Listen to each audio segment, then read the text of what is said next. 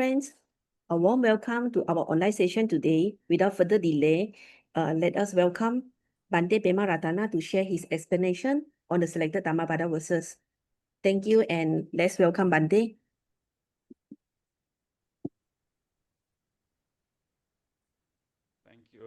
Thank you, sister. Thank you for Mahakaruna Buddhist Society for this invitation. And so nice to see you all. Very good evening, and to some of you, very good morning. And really nice to see you again. So wonderful. I hope that you are all having a wonderful time and season, and really appreciate your effort to learn the teachings of the Buddha. So today also we are going to be familiar with one important verse from the Dhammapada. As you know, Dhammapada is the collection of the gathas or verses uttered by the Buddha in different occasions. And these gathas are a very summarized way of presenting the teachings of the Buddha. And those gathas or the verses were used even at the time of the Buddha as a way to remember his teachings and as aids for the practice of the Dhamma. So I'm glad that we are all studying that text today. So I'm going to discuss with you the verse number 3 and 4 today, and let's see what are the life lessons we can learn from it. So I'm going to share my screen. Uh, mm, okay, yeah. Please give me the permission to share the screen, and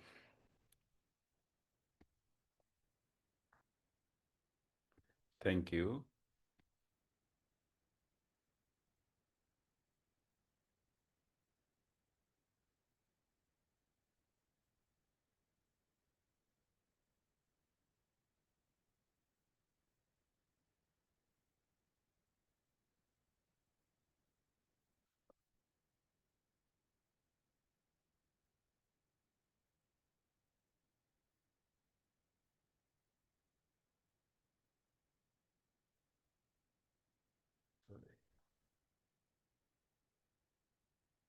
Okay. So we will discuss verse number 2, verse number 3 and 4 today. These verses are connected to each other. And I want to mention one thing. During our discussion, during our session, if you have any questions about the specific thing that you want to know more or anything I'm saying, you can actually use the chat box and write your question. So please feel free to write your questions while whenever you have them in your mind in the chat box. So verse number 3 and 4. Uh, this is the verse number 3, and then the verse number 4 also very similar to that, but very slight differences in between these two verses. This is the normal way that the first chapter the Dhammapada has we call twin verses. So this is such a twin verse. Let me chant this verse first, and then we will know the meaning later. Akkhocchimang avadimang ajinimang ahasimi ye tang upanaihanti verang te sang ne sangmati Akkhocchimang avadimang ajinimang ahasimi ye tang na upanaihanti verang te supasangmati.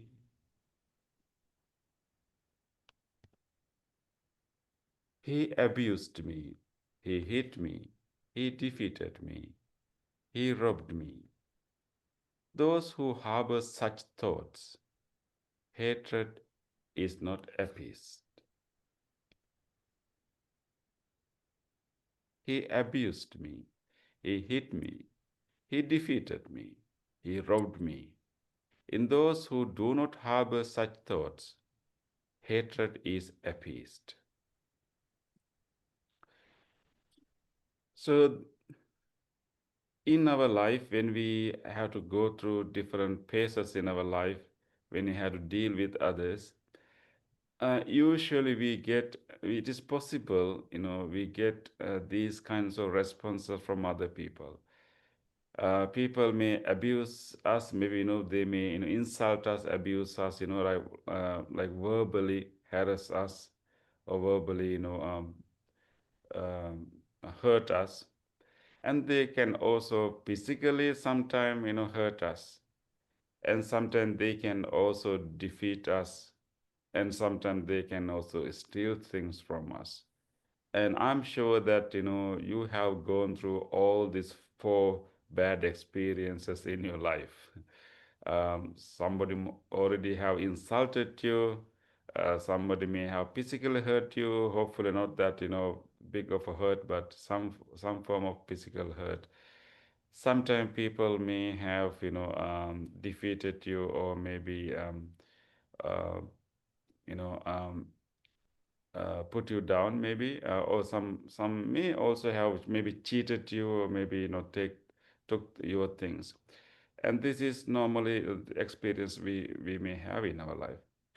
What Buddha is saying here is that when we have such an experience, and definitely we have to, do something about it, and mainly to not to repeat such things happen to us.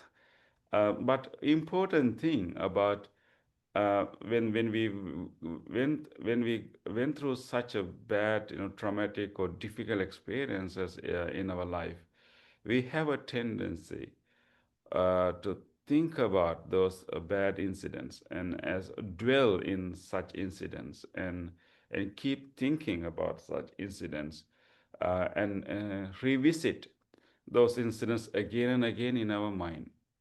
The issue here is that, when we simply keep thinking about specific moments of hurt we had, a specific moment of, um, the insultation we had, the more we think about it, the more we dwell in such, incidents happened in the past, what's going to happen? Our own hatred, or our own difficult feeling, our own hatred, or our own ill will in our heart will not be appeased. Um, and so, in addition to being defeated, being abused, being hit, we may also carry the hatred, the ill will, which is an unwholesome state within ourselves, and is almost like a burden. Almost, and also, moreover, it's also an unskillful, unwholesome akusala, which is not healthy for us in this life, or even for our spiritual growth. But then Buddha said that if we go through such, difficult experience in our life, but if we do not know harbor such thoughts, maybe if you don't keep thinking about those incidents again and again, again and again, unnecessarily, if you know how to manage that, if you know how to, deal with the memories, deal with our negative memories, if you don't dwell, if you don't entertain, if you don't indulge, or if you don't keep worrying about those things, and then our hatred can be appeased. A peace can be achieved, and our heart, we can free our heart from this hatred, from this ill will, from this bad feeling that we have been defeated or been abused. So the way to make our mind free from hatred is not to unnecessarily keep thinking about those negative incidents happen to us. Does it mean that we have to forget all about?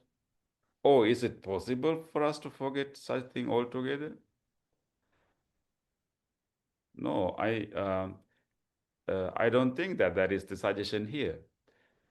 We may not easily be able to forget those things, and doesn't mean that we will ignore such incidents in our life. But I think main thing is this mental rumination, this mental indulgence, or keep worrying and thinking about the same thing again and again without doing anything, or simply mentally dwelling in such thoughts is not good for ourselves. So the main lesson we can learn here is actually the anger can grow when we keep thinking of the past negative incidents. When we keep thinking of the past negative incidents, and anger can grow. When we keep revisiting those insults, revisiting the fact that I have been, cheated, or, and so when we keep, thinking about those negative incidents, our own anger, our own unwholesome mental state can grow. And when how anger subsides is that when you do not keep thinking about them. When you do not keep thinking about them, anger can subside. So I think that we all know that others may insult us once. Other may say a bad remark on us, or maybe come and insult. They may insult us once, but whenever we keep thinking about same incident, we can repeat the same insult to ourselves many times. So, and that's where we need to understand how we can balance this, the negative incidents and the memory about it, how we deal with it. So the other person may have blamed you once, but the more you think about it, how many times you think about the same incident, you keep blaming yourself more than many times. So, so our own mind can make us suffer more than anyone else. This is a very interesting piece of wisdom that we can learn from the Buddha. And there's another Dhammapada verse really, emphasizing this fact. Our own mind uh, can make us suffer more than anyone else, but not the simple mind. And Buddha actually say that untrained mind, not the simple mind. Our untrained mind can make us suffer more than anyone else. So this is the wisdom we need to learn, and we need to think about. We need to learn how to practice.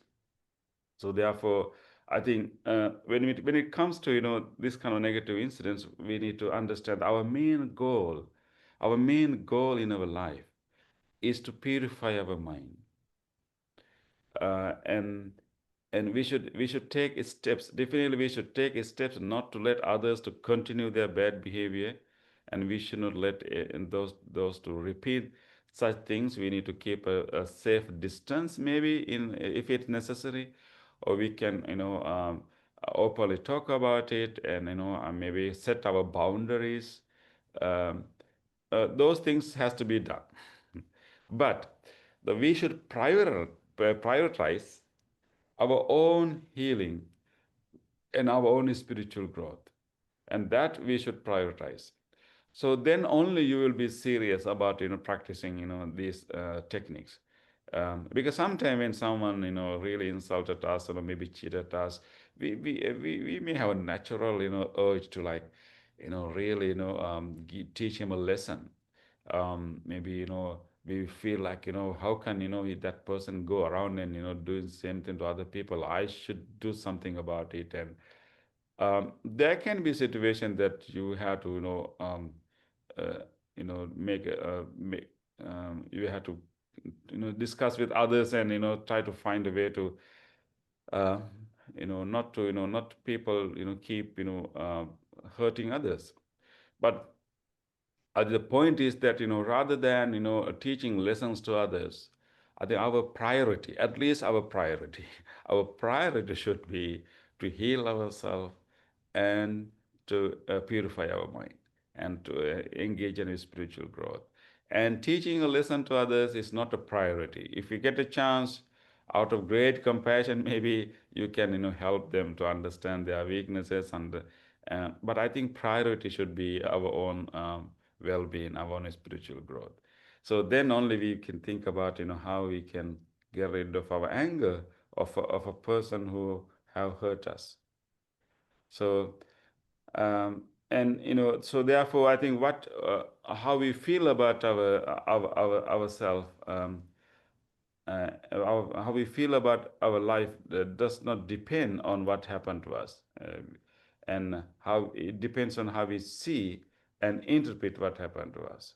So many things can happen to our life, good things, bad things. So those things will come to us. But when you really think about, how we feel about our life, even our quality of our life, do not necessarily depends on what other people or what happened to us or what happened to us since our childhood. And those things really influence us. But ultimate nature of our life, ultimate quality of our life are not completely decided by the things happen to us, and mainly it's decided by how we see, how we interpret, or how we respond to those things that has happened to us.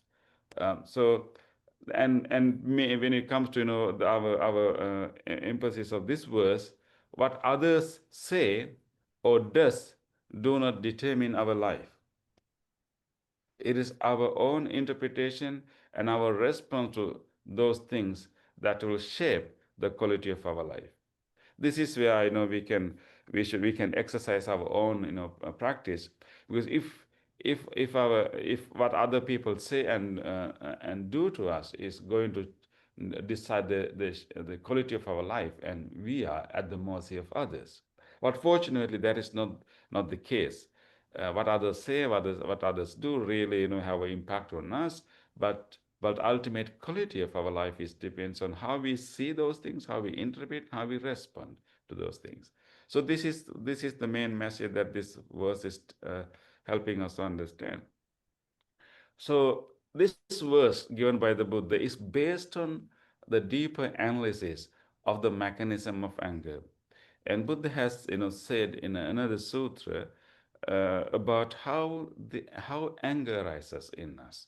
And it's so important for us to understand this, um, um, because this is the very common emotion that we all experience, and it's very normal. It's very normal, but I think the problem will be if you keep anger too long, or if anger arises very frequently, and then there can be an issue. But it's really important to understand the mechanism of anger, and then that will help us to make some interventions and change. So this whole verse given by the Buddha is based on this philosophy. So let's see. This is what Buddha has taught us in the sutta called Thitthayatana Sutta. Here Buddha talk about how anger can arise in us. When we go to like really deep, psychological level, and anger arises always. There should be at least two factors. There can be more factors, but at least two factors. One is called patigha nimitta. Maybe you can simply say that is disagreeable object or disagreeable incident. We can also say maybe unpleasant, incident. So that is one thing. Maybe like let's say we some bad.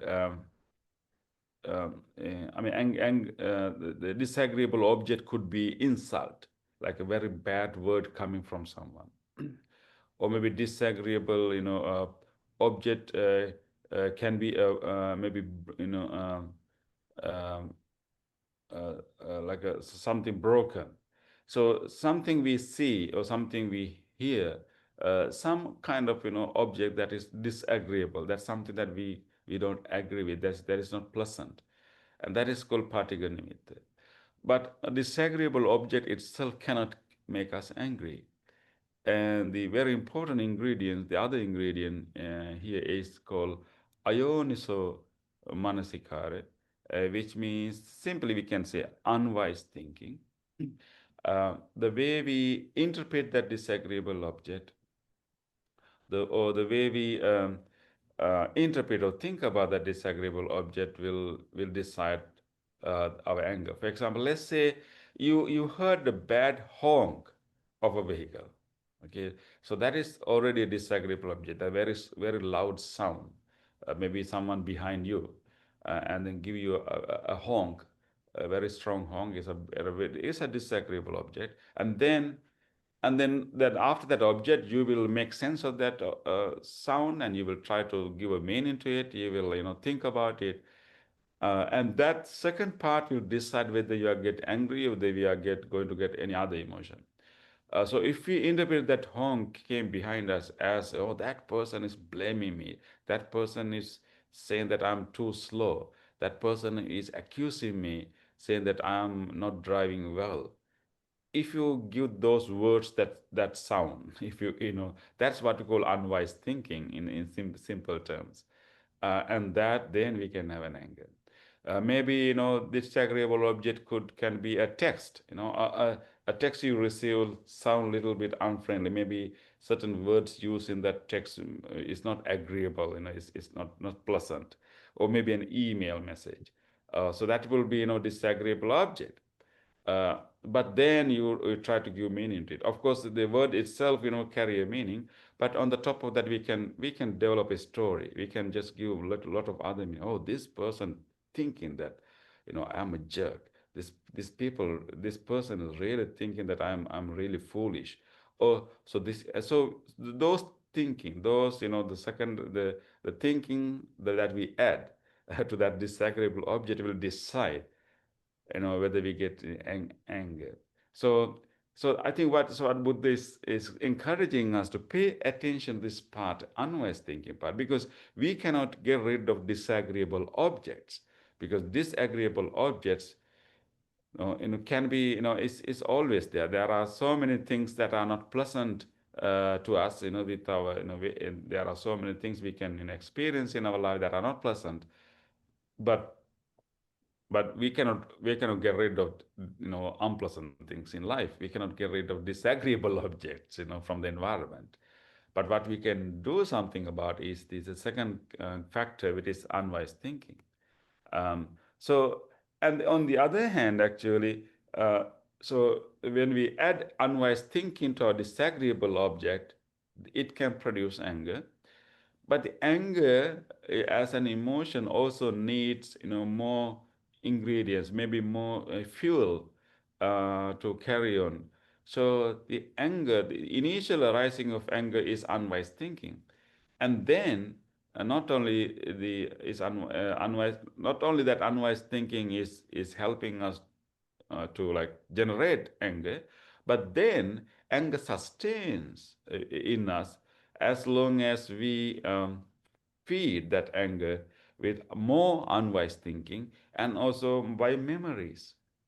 uh, when you get a little bit unfriendly text from someone and you interpret it that this person is actually saying that I'm foolish, or this person said that I'm not responsible, this person is whatever unwise thinking, you get angry, and then you try to oh, this is not the first time this person has said that, and you try to bring all the memories related to similar incident about that person and try to feed that anger with all the similar other memories. You think about, he did that to me, he did this to me, he also made that comment to me, and you scan your whole past and very skillfully actually select all the episodes from your memory bank. You get all the negative episodes and create this very ugly image of that person, and then kind of justify this anger and feed it. And that's normally what happens in our life. So then our selective memories and then more continuous unwise thinking are feeding our anger. So the anger is then once you feed anger, it can really stay long in our mind. It can stay long, and then eventually, actually, it also can develop into more stronger version of anger, more harmful version of anger, what you call ill will, like a prolonged anger, prolonged irritation. So that's ill will. So when we meet with a disagreeable object, something that's unpleasant by itself, and that initial, natural response will be a little bit irritation, like what we experience, irritation. But then when we add unwise thinking, it can grow into anger. And then when we add more memories and unwise thinking, it can grow into ill will. And of course, there are many other shades in this spectrum, but I just show you very simple 3 steps. So it can be spirally growing, and this is the mechanism of anger.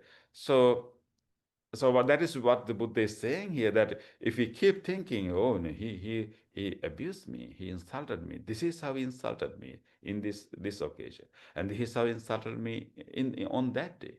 If you keep thinking about like that, you are simply feeding with the memories, and then it simply grow your anger to like strong and stronger version of anger, and ultimately ill will, and that will really motivate you to do some harmful things to others and to yourself. And this ill will can you may express not only to that person, but also to your family members, other friends, and you will do a lot of other bad karma as a result of that. And it's simply having that ill will in our heart is really not healthy, and that is why we need to do something about it.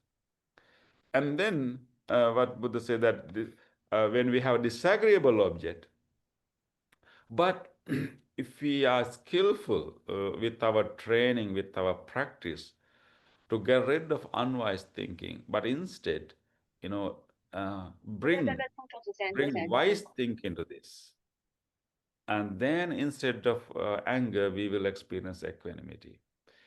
Uh, like let's say someone really cheated you. I'm thinking about a disagreeable object, and uh, maybe like again maybe a very unfriendly text you receive, and maybe that could be a disagreeable object. But so instead of taking it personally, and usually we say, he's blaming me, he's judging me, he thinks that I'm a foolish.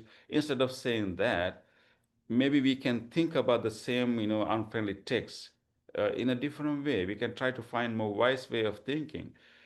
Maybe that person was in a hurry. He just wanted to send the message quickly, so he was just typing this text without paying much attention, and so maybe so like not like maybe the wise important part of wise thinking is to not to take it personally, and try to understand the other person's situation, and then maybe so some situation, maybe the other person maybe was in a hurry, but maybe other person really purposely maybe send a bad text, for example.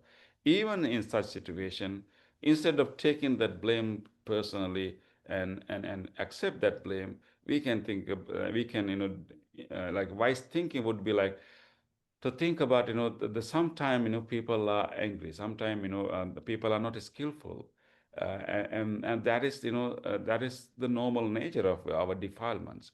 So you don't take it personally, you think that that is that person's nature and that person's habit, and it's nothing to do with me. And there are people who are always insulting others, always abuse others, but and it's not only me, this time they are blaming me, but they may be doing it to everyone. That's their nature. They are just victims of their habitual patterns. And so when you think like that, you develop more kind of empathy, and without taking it personally, you kind of reframe your thinking, and you that this thinking will decide the kind of emotions we will experience. So we have to be very skillful to change the way we think about it. Either thinking that either thinking from the person's other person's perspective, or thinking that that person is a victim to his own defilements and um, um, habitual patterns. So we are doing it uh, out of compassion for ourselves. And not, of course, you can have a compassion for the person who blamed you, but you have to change your thinking out of compassion for yourself, because you are the one who will be free from anger when you change your thinking like that and experience equanimity. So it all depends on how we interpret that incident and what kind of value we give to such an incident. I remember interesting quote by Achan Chah, and this well-known meditation teacher, very inspiring teacher for many generations of monks, and he has this very famous quote. If someone calls you a dog, look behind and see if you have a tail. If you don't have a tail, then there's no problem. I think that you can get the message, what Ajahn Chah is saying. Sometimes people can accuse us, insult us, and say all kinds of words, all kinds of accusations. And most of the time they are unfounded.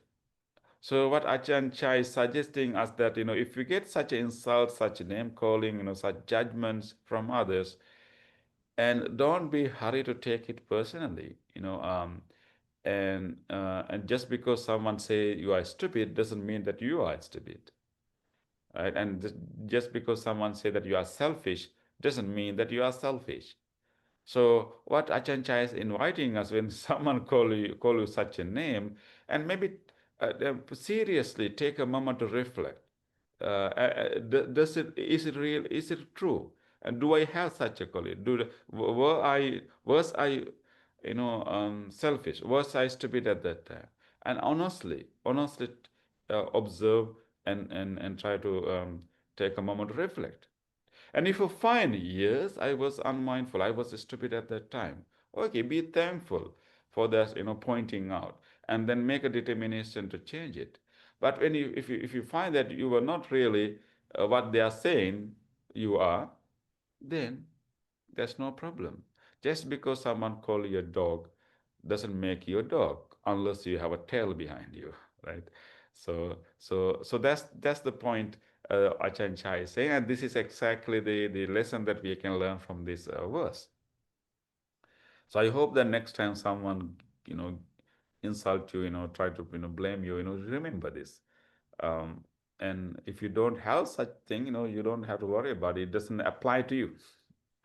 And if you have a little bit of that, maybe it's also a good opportunity for you to like reflect and learn about our own self, and then try to do something about it. And so there's an interesting other Dhammapada verse that is related to this, and we need to understand the nature of the world, nature of people. And here Buddha says about ordinary human beings. They blame those who remain silent. They blame those who speak much. They blame those who speak in moderation. There is none in the world who is not blamed. This again in the Dhammapada. So people blame us anyway.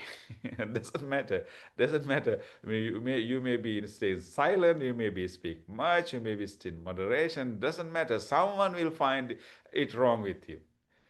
So people will blame anyways. So that's people nature. They will find some fault in others. So there's none in the world who is not blamed. So it's really important to understand, so if there's none in the world who is not blamed, and I'm not special, I'm also one of the people in the world. And so to generalize, I mean, understand the general nature of human behavior. It's so important for us not to take any blame, any insult personally, or even any cheating or any,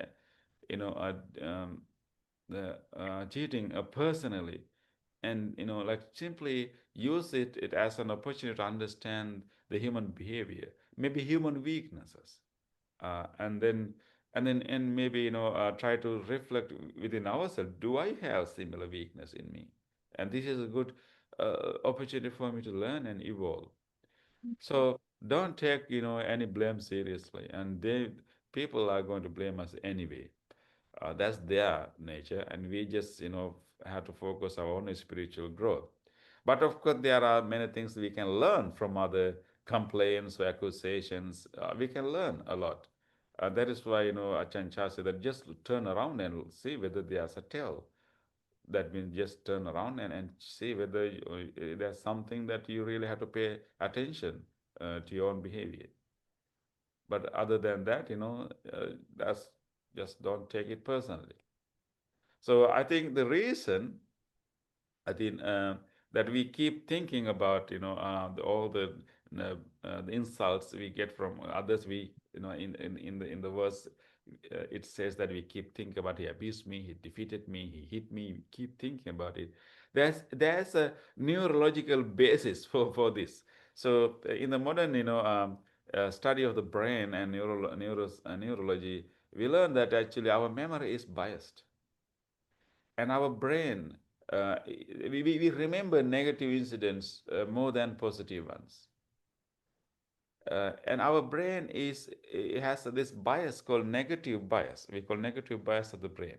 Our brain is wired to retain negative memories for survival purpose. In the ancient time, when human beings are living in the forest with other tribes and other animals, there's always a danger, there's always a threat. Environment was not friendly. Those in many thousands of years, environment posed a threat. Right now, human beings are a threat to the environment, but those days, human beings had to always worry about tigers, and worry about all other natural threats coming from the nature.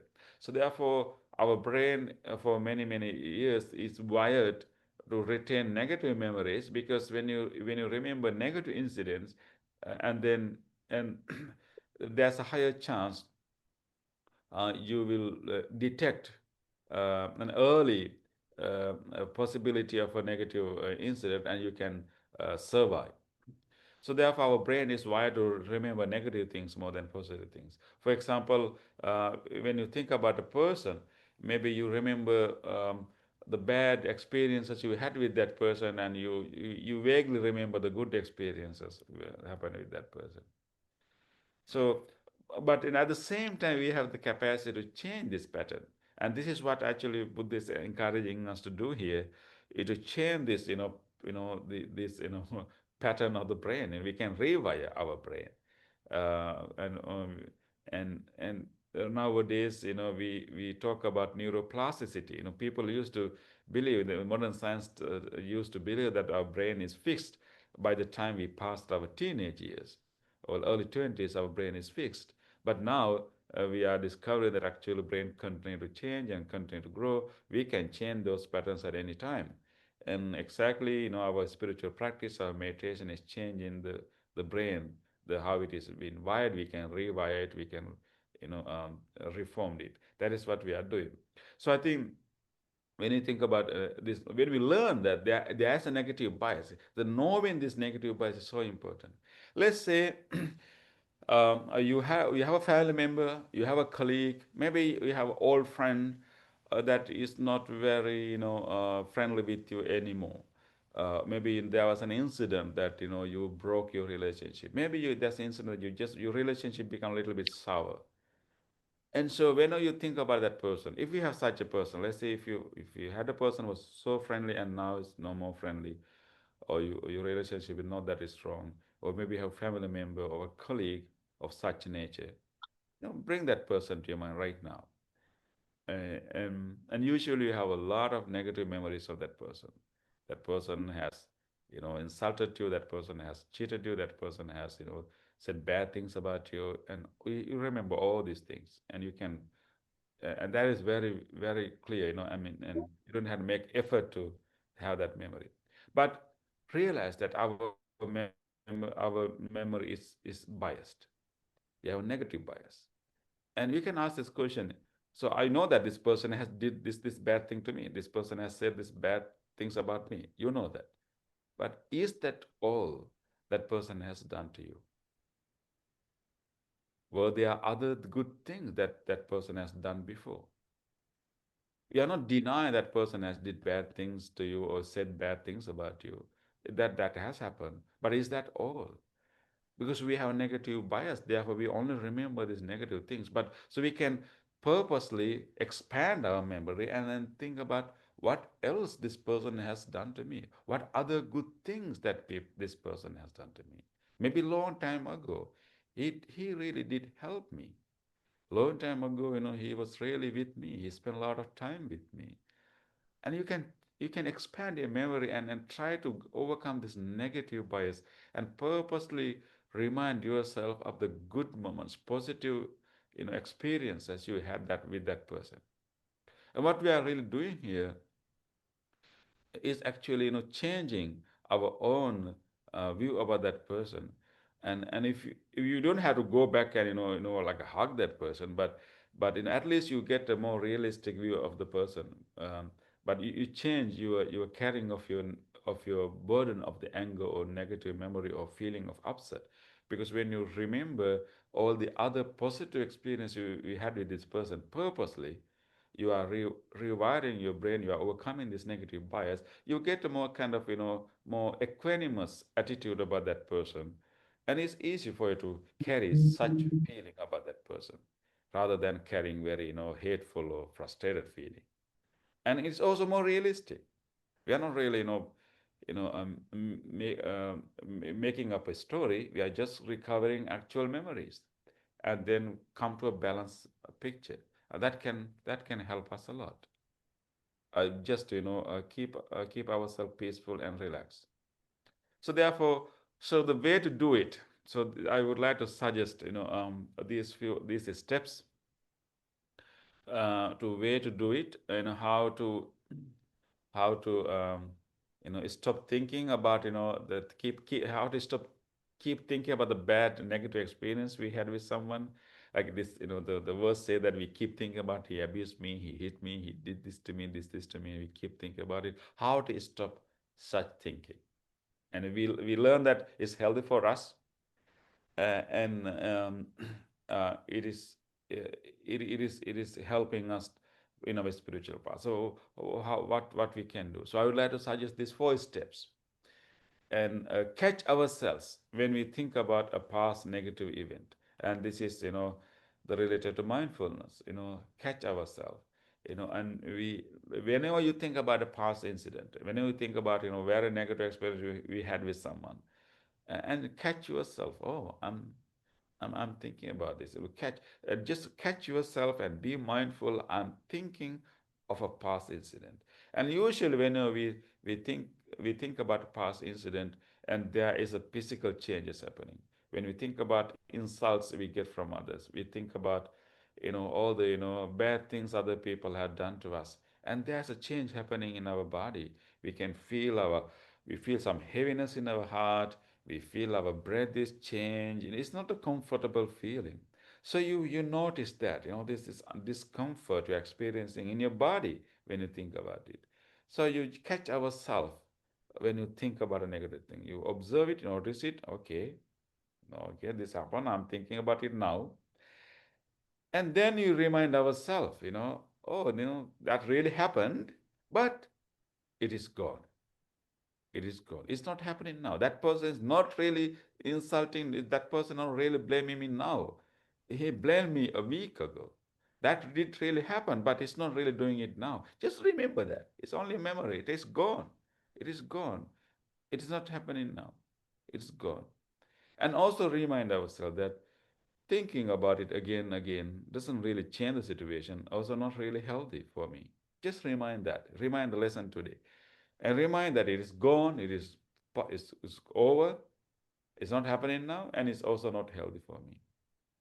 And then the best thing to get rid of our thinking is to come to our body.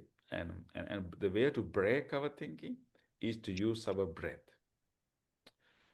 So take a long deep breath and feel the whole process of breathing. This is the best way to break, come out from any negative thinking. We sometimes be caught up in, these negative patterns of thinking about, keep thinking about something that we don't want to think about, a bad thing, but we still, those things keep coming to us. Sometimes we have no control. The best way to do it is to rather than dwelling in the thoughts, just come to our body. I think breath, the Buddha said that breath is the most important tool to break away from vitaka, break away from thoughts. So take a long deep in breath, make it very slow and very long, and then release it very slowly, and then try to feel that whole process. And if you have more thinking and take few long such deep breaths and just pay attention to that very sensation happening in the body, that's the way to break away from thoughts and feel the breath and pay attention to that. Just take few long deep breaths, purposely lengthening it and do it. And once you do it, few breaths, maybe one or two or three, and you are now observing the body, and you are kind of you have create a kind of distance between those memories, thinking, and your awareness, and because you are feeling the breath, and then you can use that space to purposely redirect your attention to something else, or purposely pay your attention to some positive thing, and you can think about someone else. You can think about some good friend. Instead of thinking about the bad incident, you can think about a good incident you had with someone. You can think about a good person. You can think about a positive incident you had with someone. You purposely pay attention to some positive thing. And actually Buddha has given also this as an interesting technique, and he has given interesting simile of replacing a wooden peg.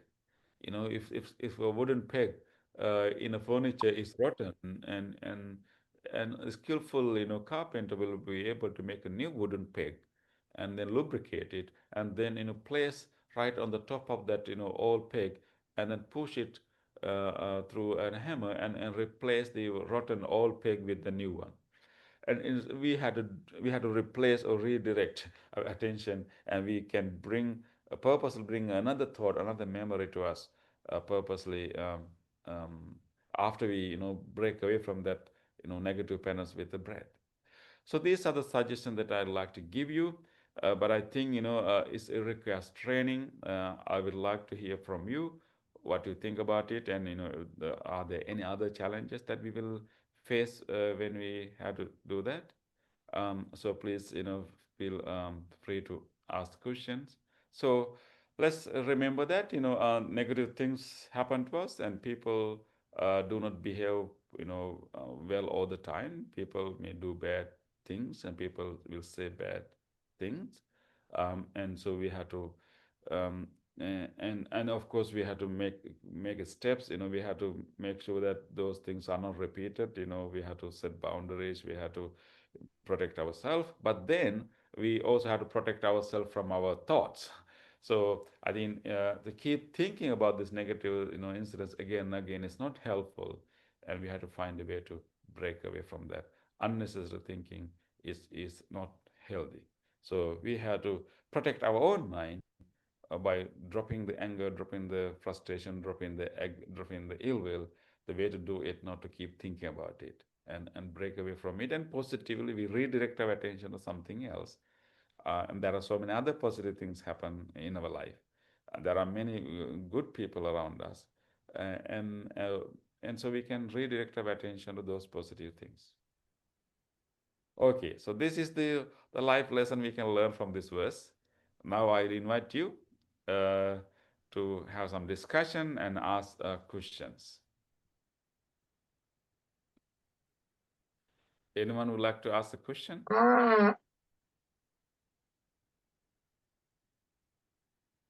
You can unmute your microphone and ask a question.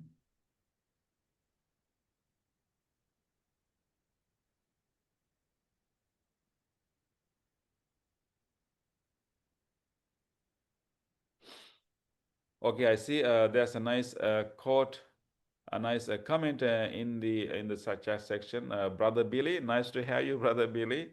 Thank you for the comment. I think Brother Billy is reminding us the Dhammapada verse number 42, where would describe that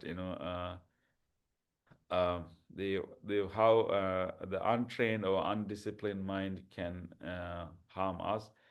Thank you for bringing Bhante Punnaji's translation. The whatever harm and one enemy may do to another, or one hater to do another, the ill-directed emotions inflict upon oneself a greater harm. Ill-directed, I think he translated the term chitta as emotions. Yeah, ill-directed emotions or ill-directed emotional mind inflict upon oneself a greater harm. Thank you. Okay, any other questions?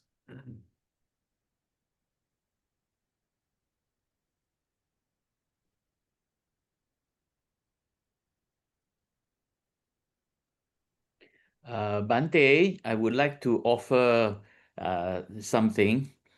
Yes. In the past several months, I've been doing a lot of mental health programs in the prison. And one of the things I noticed is that people in the prison are always remembering all the harm and the hurt and the resentment and all the anger in them. And one of the technique I teach them how to let go a negative thought once they become aware that thought is hurting them is to combine the hand movement with the thought, well, never mind. Every time the thought hurts them, say to themselves, well, never mind, and use the hand to wave it away. And that waving of the hand has been found by psychologists and neurologists that there is a connection between physical movement and the brain reacting. It's called psychosomatic effect. That means the brain will mirror the activity of the body. So when the hand is like letting go a butterfly, the brain actually sort of like let go that thought away. So that, well, never mind.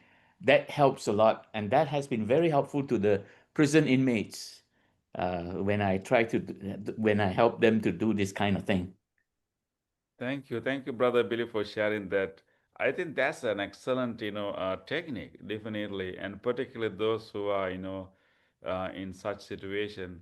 I think I can really agree, the how the body and mind is connected and psychosomatic process, and using a bodily gesture can support our mind or maybe support our brain to do the same thing, right? So I think it's a can be a very really good tool. Rather, I mean, we can do it by in our mind. We can try it by our mind itself or the brain itself. But if we include the body, it will be very easy for our brain or the body to do it. Yeah. Thank you, Brother Billy, for sharing that. Yeah. Brother Billy, maybe I can suggest you one thing. There's an interesting therapy called Nikon therapy that is developed in Japan. Nikon therapy. I studied about it a few years ago. It's a therapy developed from the Buddhist tradition. It's basically about recovering the memories and mainly the positive memories. Very similar to our lesson today. And so maybe they have used that Nikon therapy in prisons, because as you correctly mentioned, many of the people in the prison stay with their negative memories most of the time. Maybe you can look into that. Maybe you can utilize some of their techniques too. Nikon therapy. Thank you, Welcome. Bhante. There's one thing I'm looking at the moment, which I only just started. I have not spent enough time on it. It's called DBT, dialectical behavior therapy. Yeah, so I'm still looking at it, how using the senses to reflect on what's going on. That would be helpful. I'm still looking into it, so I can't say much about it yet. Actually, that therapy is developed, using the Buddhist concepts. So it's a new therapy, but they have utilized mindfulness and many Buddhist concepts to develop that, and it's maybe very familiar to us when we read that, when we learn about it. Yeah. Okay. Any other questions? Okay, I have one question here. Does Bhante have a technique to quickly cool down our pounding heart or adrenaline rush in those situations where one is suddenly very angry or afraid? Quickly cool down our pounding heart when situation is suddenly angry. So this is not about a past incident, but this is about the immediate situation. Technique to cool down pounding heart. I think we cannot control our heart. It is controlled by what you call the nervous system that we have not full control. But I think one thing we can control is the breath. So if we utilize the breath, and then we can influence the heart. So the only way to influence the heart is through using the breath. But I think, the usual, our heart can, get, that pounding. Maybe, there is an imminent threat around us. So maybe first of all, we have to figure out, is there a real threat, and then we have to make sure that, we are in a safer place. And, I think before so we have to first make sure that, I'm not in a big threat, and someone is not going to, hit me, someone not going to, like, do any damage to me. So, but maybe you have this, and if that is taken care of, and then the only way to, calm down the heart is to approach the heart through the breath. So the lengthening the breath, and then, the longer the breath, and then slower the out breath is the best way we can send a message to our brain and to the heart that everything is okay. Because it's the breath, because we know that whenever we are anxious, whenever we are, we have a threat, our breath, gets shortened. Whenever our breath is short, and it sends a signal to our brain and the whole system that, oh, situation is bad now, you have to get ready. The reason that our heart is pounding, that the brain thinks that we need more energy to fight, or more energy to run, or whatever. But if there's no imminent threat, and then we can send a signal to our brain, no, it's okay, everything is okay. But the way to send that message is through the breath. And let's take a long, deep breath and breathe out as slow as we can.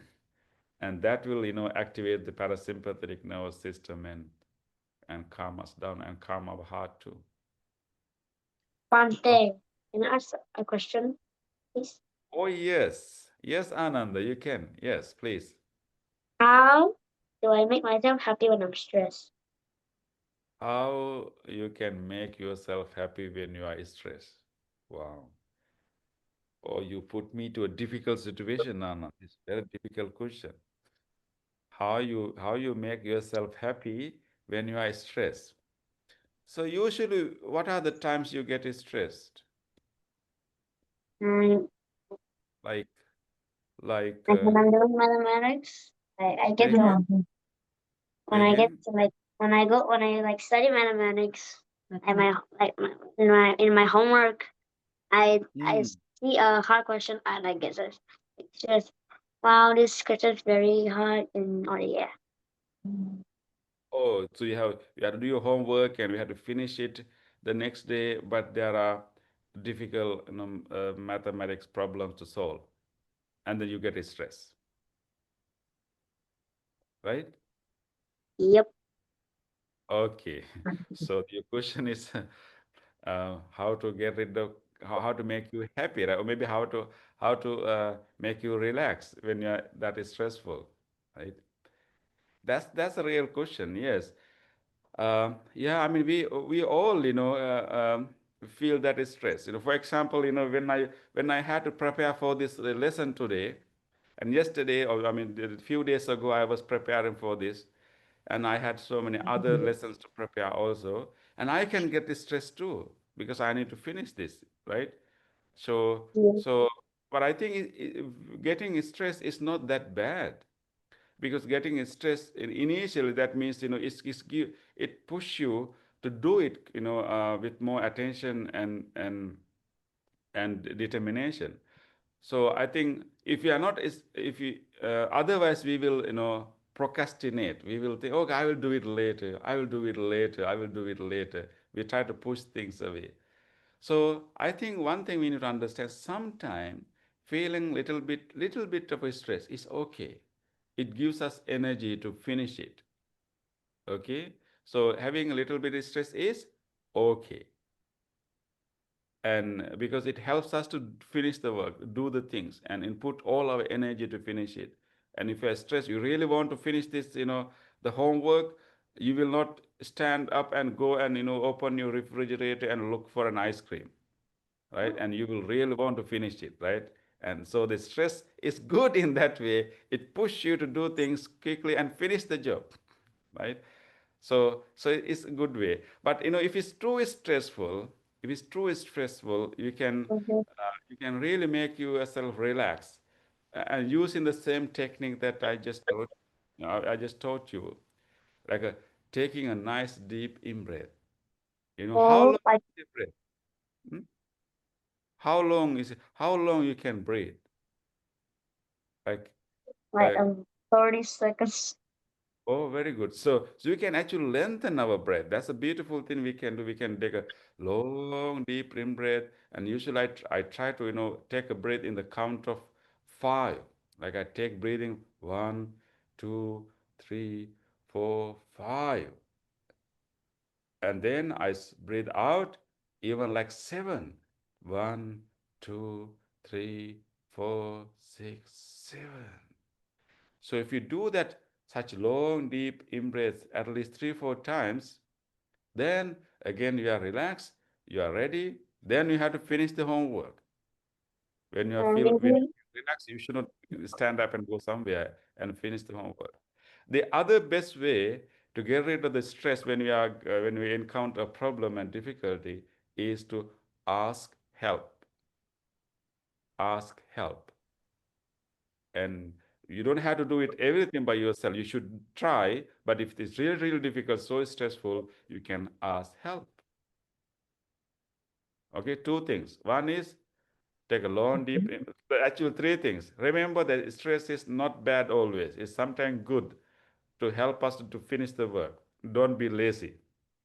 Stress is helping us not to be lazy. Second, we can use our breath to calm ourselves and have the clarity of the mind, and then we finish the work. Third is to ask help. Is that Can I clear, add a Anand? number Hmm? 4? Can I add a number 4? Yes, please. Yes. When I sometimes play clay, I don't get stressed. When I say again, when? When I play like clay, I mold it into something else. I keep squishing it, then I won't get stressed anymore. Oh, definitely yes. I don't get stressed when I eat. I don't get stressed when So definitely stress comes when we do important things. But we need to finish the things. Therefore, we need to focus and finish it, and then we can play. Just because we are stressed doesn't mean that we should stop our homework and go and play. Then we have more stress when you come back when you want to finish it. So you should, set the goal to finish it. Then we are fully relaxed. Right. Thanks for your advice, Bhante. Okay, thank you, Anand. I really appreciate you staying awake for this class, and I know that you have to go to school tomorrow. Really appreciate you stay awake and join the class. Thank you, Anand. Thank you for the question. It's so helpful. Okay. Bhante, Thank you, Bhante. Yes. Bhante Yes. Therwan Saranai, may I Yes. add another technique for Ananda's predicament? Yes, I am please. Deepani. I teach yoga and I tell my students, I teach children's yoga. So whenever they are stressed, especially if they're at school, they can put their forehead on the desk and do some deep breathing. So there's something with when our forehead touches another surface, it calms us down. And it would be very beneficial if they can do it on the floor, but in school setting or when you're studying in a library, you can't go onto the floor. So the best thing is if you have a table in front of you, put your forehead on the table and take a couple of deep breaths. That would help. Therwan Saranai. Yeah. Thank you, yoga teacher. Thank you, Deepani, for sharing that. I think it's also related to what Brother Billy shared earlier, how we can utilize the bodily movements to do this. So her suggestion is that take long, deep breaths, but you can also, if it's too stressful, you can touch your forehead. You can, lay your forehead on the desk. So Ananda, are you okay with that? Do you have enough techniques now? Thank you. Yeah. Yeah, Thanks. you can relax on your table and touch your forehead on the table also, and while you are breathing to feel more relaxed. Thank you. Okay, Thanks. Thanks. okay, welcome. Okay, thank you everyone. Are there any last questions before we finish?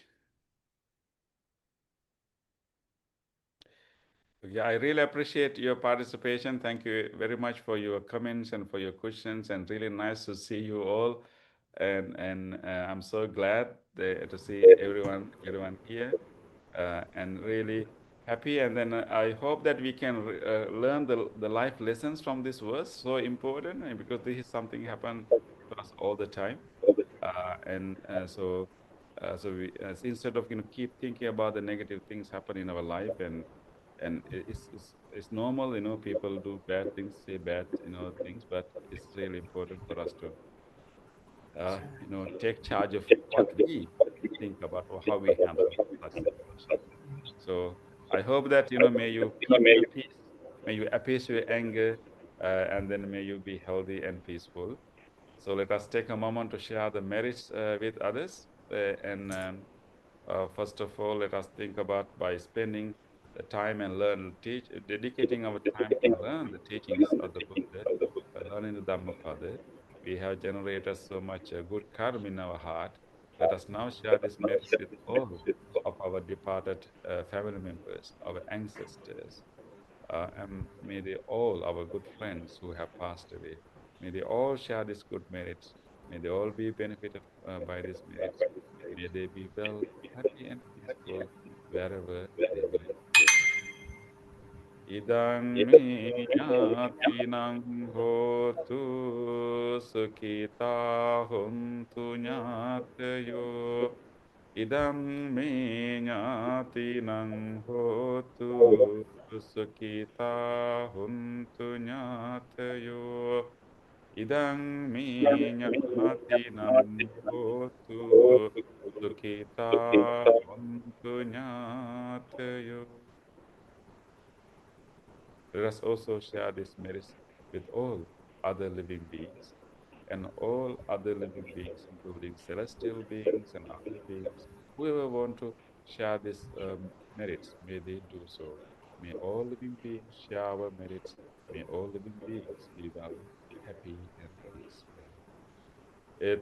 Ettavata cha amhi sambhatam punya sampadam Sabbe deva anumodantu sabba sankanti siddhya ettavata cha amhi sambhatam punya sampadam sabbe bhuta anumodantu sabba sankanti siddhya Ettavata amhehi sambhatam punya sampadam sabbe sattha anumodantu sabba sampatti siddhya.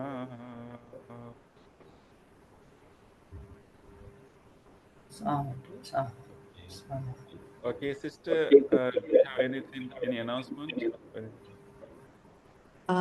Thank you, Bhante. Welcome. We express our gratitude to you, Bhante, for your kind guidance and the insightful sharing on the Dhammapada verses. And we will meet again next Thursday, same time. Yeah, thank you. Sadhu, sadhu, sadhu. Sadhu, Thank you, Bhante. Bhante, for that wonderful lesson. Bhante. Sadhu, sadhu, sadhu. Bhante. Thank you. Thank you. Welcome.